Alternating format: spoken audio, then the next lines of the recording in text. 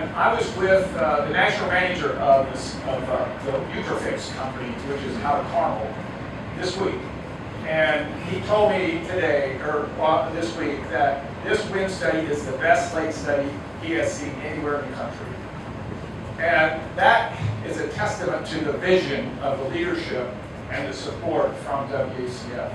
We know a lot about the wheels and cogs in this lake that will be used to protect it for the future. And it truly is a legacy program for sure. And I'll tell you what, I was trying to think of what to say, and it reminded me of a little quote from a talk about any data. Since none of you raised your hands, I'm not going to talk about any numbers. Have mercy on you, right? So here are some of the fundamental questions, and these were generated by the Ecology Committee. And I can still remember, Beth, the first time in Joan, wherever you are, and Heather, they invited me to come to visit with them about Lake Wallacea. I had just retired from teaching, and I've said this many times, but my wife and I thought we were just going fishing. And no intention of starting a business to try to do this sort of thing. And I remember we sat in the WACF, I don't know what you call it, in the room, and they said, we have all these reports, and we really can't understand what you're trying to tell us. So I looked through them, and I said, well, that's pretty simple. There's no data. I mean, much of the work we've done on lakes just simply doesn't have the right amount of information.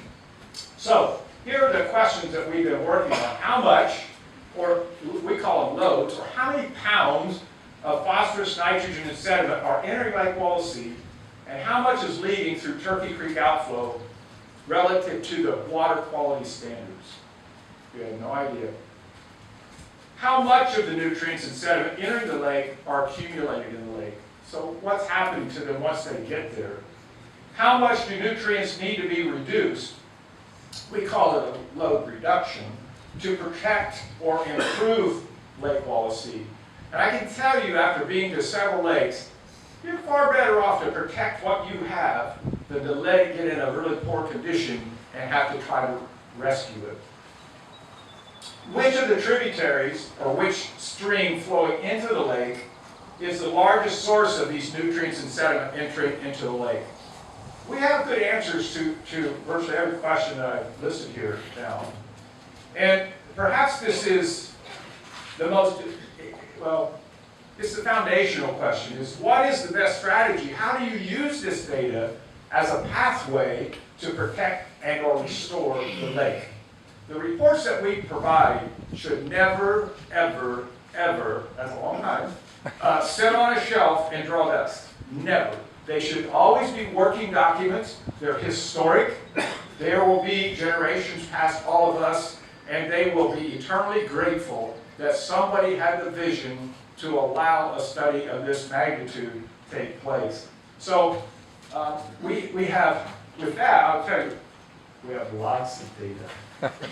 Lots and lots of data. I think our report for this past year was like, what was it, 400, 300? 400 pages. 400 pages long. And while geeks like us will read it. But, it's historic information, so people in the future can go back and take a look at what really was going on in this system to better understand it.